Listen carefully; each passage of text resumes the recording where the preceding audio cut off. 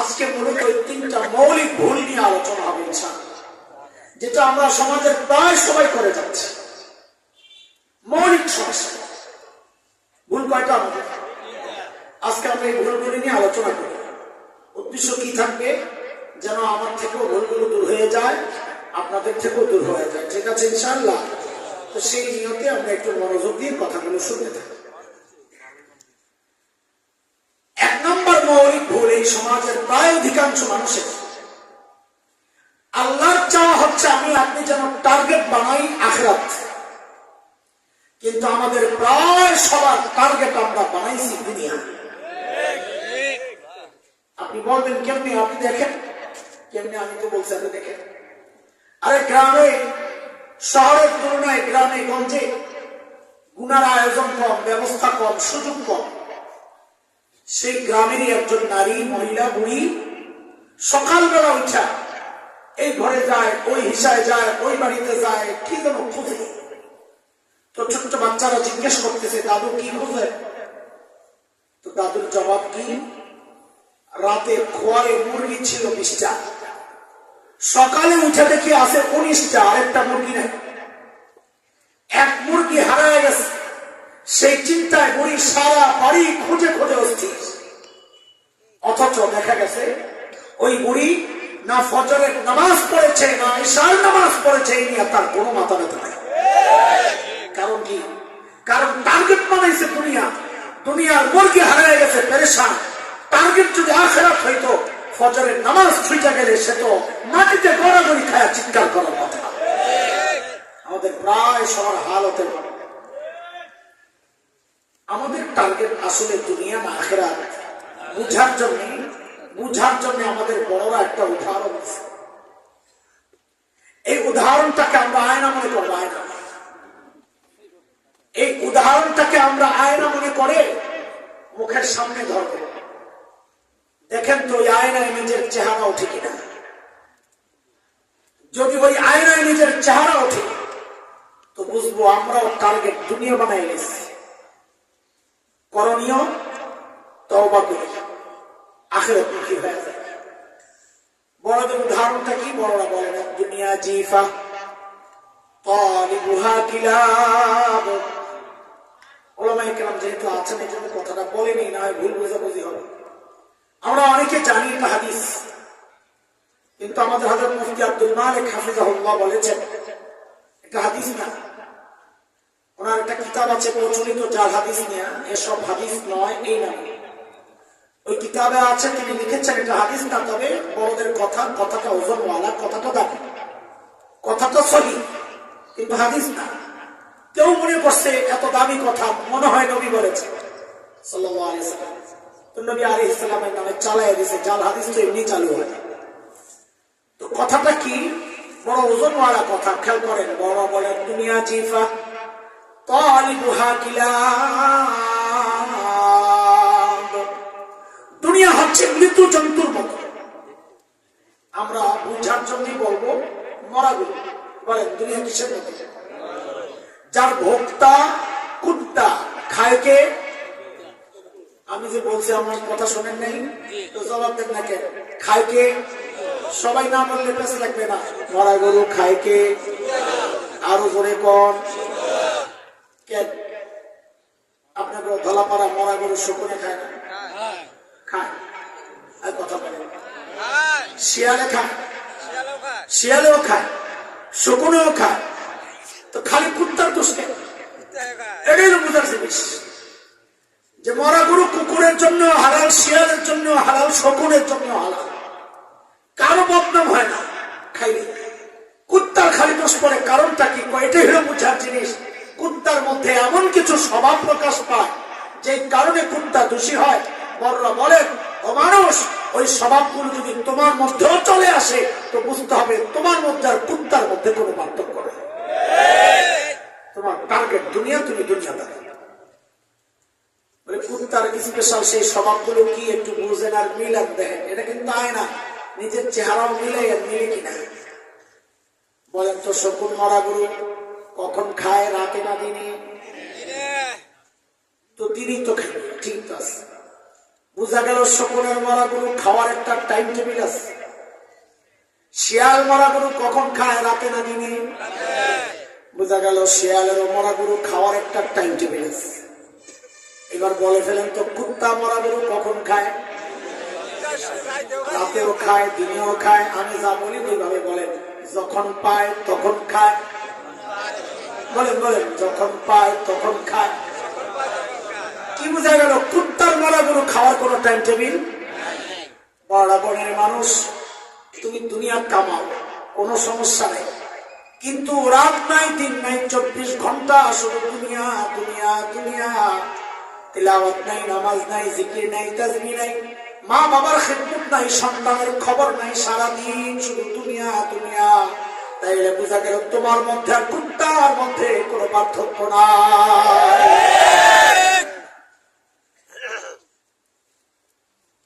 শকুন মরা গরুর হাড্ডি খায় না গোস্ত খায়? কত ঠিকই তো আছে, গোস্ত খাওয়ার জিনিস, গোস্তই তো খায়, এই জন্য তার দোষ পড়ে না। শিয়ালও গোস্তই খায়। এবার কোন তো কুত্তায় কি খায়? হাড্ডি গোস্ত দুইটাই খায়। কুত্তার স্বভাব কি পাইলাম? যেটা খাওয়ার জিনিস গোস্ত ওইটাও খায়, যেটা খাওয়ার জিনিস না হাড্ডি ওইটাও খায়। বড় বনের মানুষ, আল্লাহ তোমার মাল বানাইছেন দুই রকম, একটা হালাল আর একটা হারাম।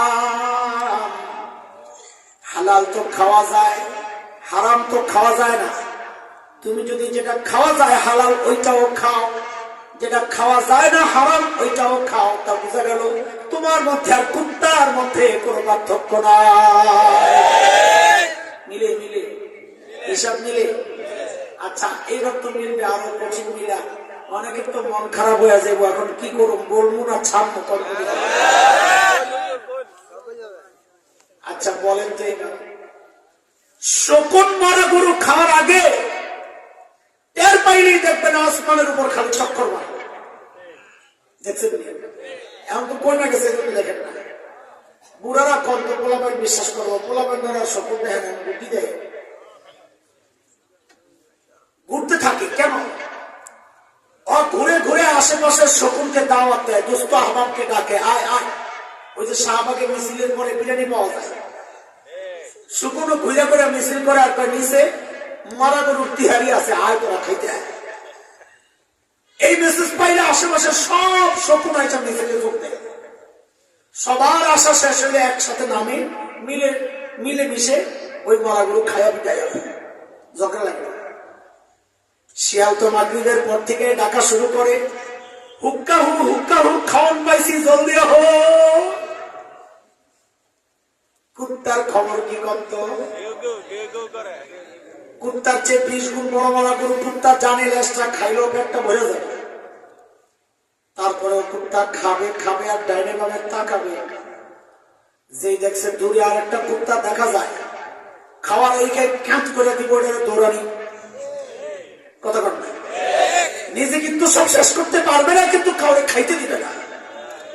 এই সমাজে এই স্বভাবের মানুষের কিন্তু অভাব নাই। বাবা ইন্তেকাল করেছেন, বড় ভাইয়ের কাছে বাবার সম্পদ, বোন আসছে, ও ভাই আমার অংশ আমারে বুঝাইয়া দে।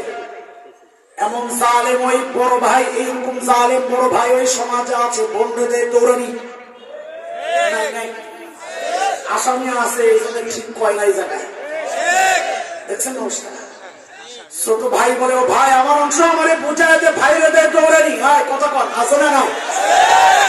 যে ভাই একা একা সব সম্পদ কিনে খেতে চায়, বোঝা গেল ওর সাথে আর কুত্তার সাথে কোনো পার্থক্য নাই। সরকার টাকা দেয় রাস্তা বানিয়ে জনগণের সেবা করার জন্য, সরকার তো বরাদ্দ দিয়ে দিচ্ছে, কিন্তু বহু এলাকায় দেখা যায় ওই টাকা দিয়ে রাস্তা না বানায় বিদেশ দেয়া বাড়ি বানায়। মানুষের হক যারা দিতে চায় না, বুঝতে হবে ওর সাথে আর কুত্তার সাথে কোনো পার্থক্য নাই। কথা বল, ঠিক আছে কথা? আয়না দিলাম, আয়না, ওই আয়নায় নিজের চেহারা দেখেন, ঠিক তো বলে, দেখেন ওই চেহারায় নিজের চেহারাটা, আয়নায় নিজের চেহারাটাও ঠিক না। আপনিও কি দুনিয়া কামাইয়ের সময় কোন টাইম টেবিল মেনটেন করেন না, সারাদিন শুধু দুনিয়ার পেছনে লেগে থাকেন, তাই বুঝতে হবে আপনি দুনিয়াদার হয়ে গেছেন।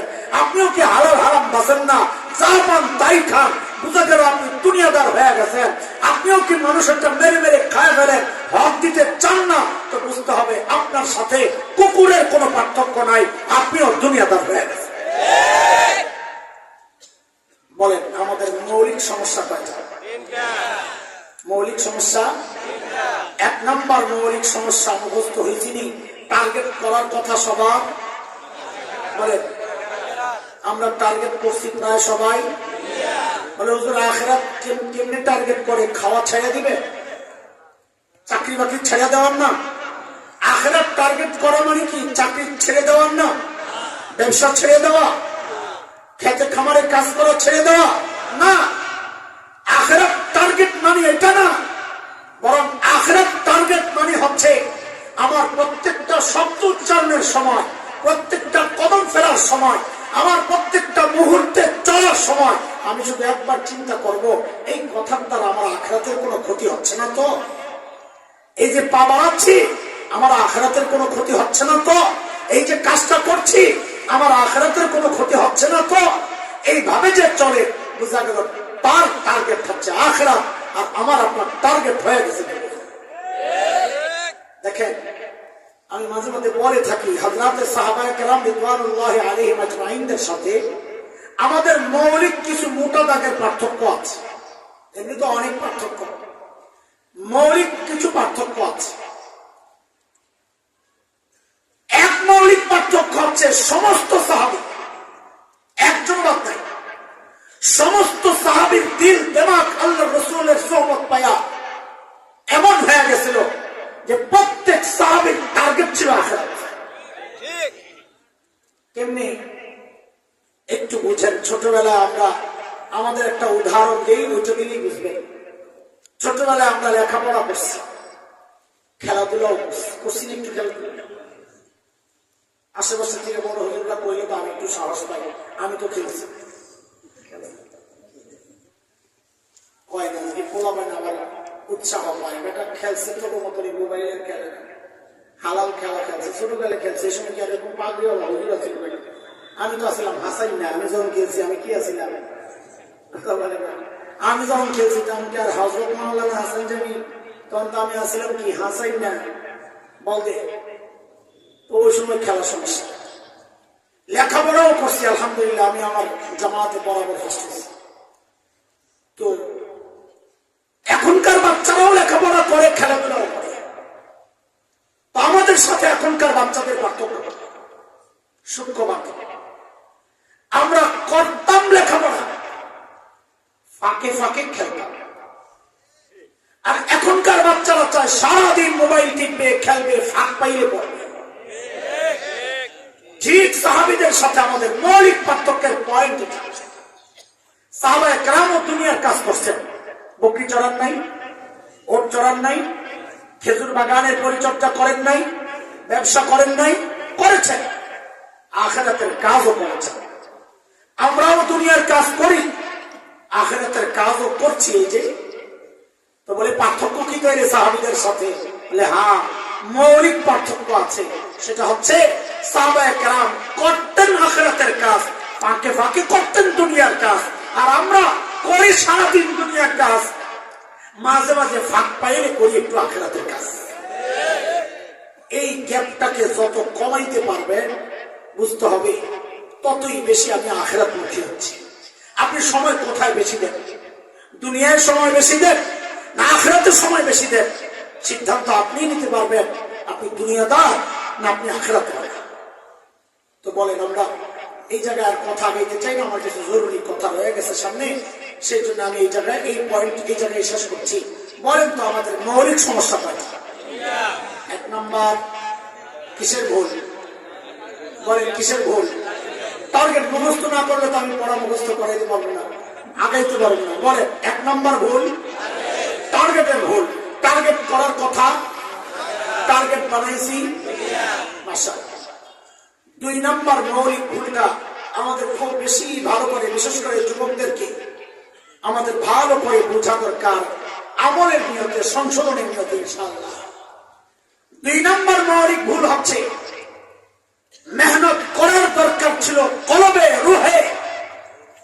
আমরা প্রায় সবাই মেহনত করতেছি বস্তু দিয়ে,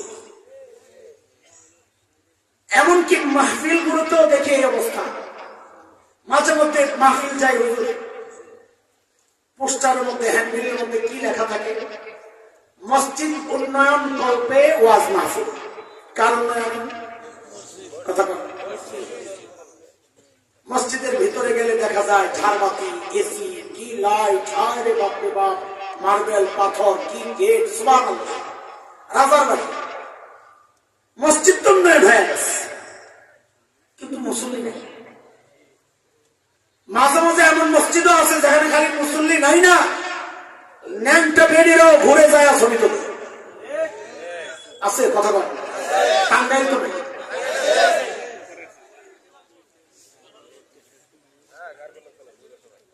দুই চারজন মুসল্লি যাও পাওয়া যায়, তাদের না রুকু সহি না সেজদা সহি। কেরাতের অবস্থা কইরা তো আরো করুন অবস্থা। লেইলাতে কুরাইশি, লেইলাতে কেন অবস্থা? ওই যে মৌলিক গোড়ায় সমস্যা। ওয়াজ মাহফিল দেওয়ার কথা ছিল মুসল্লিদের ঈমান আমল ঠিক করার জন্য, কিন্তু ওয়াজ দিছে মসজিদের উন্নয়নে। মসজিদ উন্নয়ন হয়ে গেছে, মুসল্লিদের ঈমান আমলের উন্নয়ন হয় নাই। এগুলো আমাদের মৌলিক সমস্যা। মুহতারাম হাজরিন,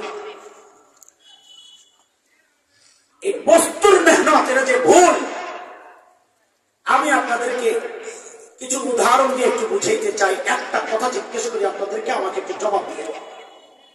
বাংলাদেশে বর্তমানে অপরাধ প্রবণতা যত 20 বছর আগে বেশি ছিল না কম ছিল? সবাই বলেন এটা কম ছিল। মাশাআল্লাহ, ঠিক আছে। কিন্তু একটু বুঝে শুনে বলেন তো, অপরাধ দমনের যে ব্যবস্থা, অস্ত্র বাহিনী, এইটা ওইটা, প্রযুক্তি, রেপ, আরো কত কিছু, এই সব কিছু বেশি ছিল 20 বছর আগে না এখন বেশি? দুই পাশের দুইটা কথা ওঠা। এই পাশে 20 বছরের তুলনায় এখন অপরাধ প্রবণতা অনেক বেশি। এই পাশে 20 বছরের তুলনায় অপরাধ দমনের ব্যবস্থা অনেক বেশি। বিষয়টা উল্টা হয়ে গেল। দেখেন, 20 বছরের চেয়ে এখন যেহেতু অপরাধ দমনের ব্যবস্থা বেশি, তাই তো অপরাধ কমার কথা। অপরাধ না কইমা অপরাধ বাড়লো কেন? বলে ওইটাই বুঝাইতেছি, বস্তুতে মেহনত চলতেছে। যদি মানুষের দিল আর দিমাগের মধ্যে মেহনত হইতো, কলমের মধ্যে মেহনত হইতো, বস্তুর পেছনে না ছুঁইটা, আল্লাহর কসম দেশে অপরাধ কমে যেত। কথা বলতে আমরা বলি মাঝে মধ্যে অনেকে সইতে পারে না। বাংলাদেশকে যদি অপরাধ মুক্ত করতে হয়, আমাদের ইজ্জতের মুকুট পরাইছেন যারা আফগানিস্তানের তালেবানরা, ওদের মতো নীতি নৈতিকতা বিষয়ক মন্ত্রণালয় খুইলা আলেম ওলামাদেরকে কাজে লাগায়া দেয় মানুষের দিল ঠিক করার জন্য। আল্লাহর কসম, দুদক লাগবে না দুর্নীতি দমন করার জন্য। আলেম ওলামারা যদি মেহনত করে, মানুষের দিল যদি ঠিক হয়ে যায়, মা আলহামদুলিল্লাহ ইনশাআল্লাহ দেশ থেকে অপরাধ শূন্যের কোথায় নেমে আসবে। তা তো করবেন না। স্বগর্বে যারা অপরাধীরা নিজের দায় যারা স্বীকার করে, তাদেরকে রাস্তায় ছেড়ে দিবেন। তারা গর্ব করে করে অপরাধ করবে, আর মানুষকে বুঝায়া বুঝায়া অপরাধ থেকে যারা নিবৃত রাখবে, সেই সমস্ত আলেমদেরকে জেলখানায় ভরে রাখবেন। অপরাধ জিন্দেগিতে কমবে না। এর জন্য আমি 2টা প্রমাণ দিব আপনাদেরকে। এই যে দাবিটা আগে আবারও বুঝেন। বস্তুর পেছনে, অস্ত্রের পেছনে, ব্যবস্থার পেছনে মেহনত করলে অপরাধ কমবে না। অপরাধ কমার রাস্তা একটাই, আল্লাহর ভয়ের দিলের মধ্যে তৈরি করে দাও। এর জন্য আমি আপনাদের সামনে 2টা দলিল দিতে চাই। 2টা, একটা কোরআন থেকে আর একটা সমাজ বাস্তবতায়। কোরআনের দলিল হচ্ছে হযরত আদম আলাইহিস সালামের 2 ছেলে ছিল। নাম কি? ছেলে তো পরে অনেক হয়েছে, শুরুর দিকে 2 ছেলে, হাবিল কাবিল। 2 ভাইয়ের মধ্যে একটু গন্ডগোল হয়েছে। আমি ওই গল্পে যাবো না, দেরি হয়ে যাবে। এক ভাই আরেক ভাইকে হত্যা করছে। একটু খালি এতটুকু বলেন, কোন ভাই কোন ভাইকে হত্যা করছে? কাবিল কাবিল হাবিলকে হত্যা করছে। মাশাআল্লাহ। এই হত্যার আগে দুই ভাইয়ের কিছু কথাবার্তা হয়েছিল। ওই কথাবার্তাগুলো আল্লাহ তাআলা কোরআন আল কারীমের সূরা মায়েদা এনেছেন কয়েকটা আয়াত। সেখান থেকে আমি দুইটা আয়াত আপনাদেরকে একটু শোনাই, তারপরে বুঝাই যে বস্তু মানুষকে অপরাধ থেকে রোখে না, রোখে মাত্র আল্লাহর ভয়। এটা দেখে কোরআন তার প্রমাণিত। আল্লাহ বলছেন وَاتْلُ عَلَيْهِمْ نَبَأَ ابْنَيْ آدَمَ بِالْحَقِّ إِذْ قَرَّبَا قُرْبَانًا فَتُقُبِّلَ مِنْ أَحَدِهِمَا وَلَمْ يُتَقَبَّلْ مِنَ الْآخَرِ قَالَ لَأَقْتُلَنَّكَ قَالَ إِنَّمَا يَتَقَبَّلُ اللَّهُ مِنَ الْمُتَّقِينَ لئن بسطت إلي يدك لتقتلني ما أنا بباسط يدي إليك لأقتلك إني أخاف الله إني أخاف الله رب العالمين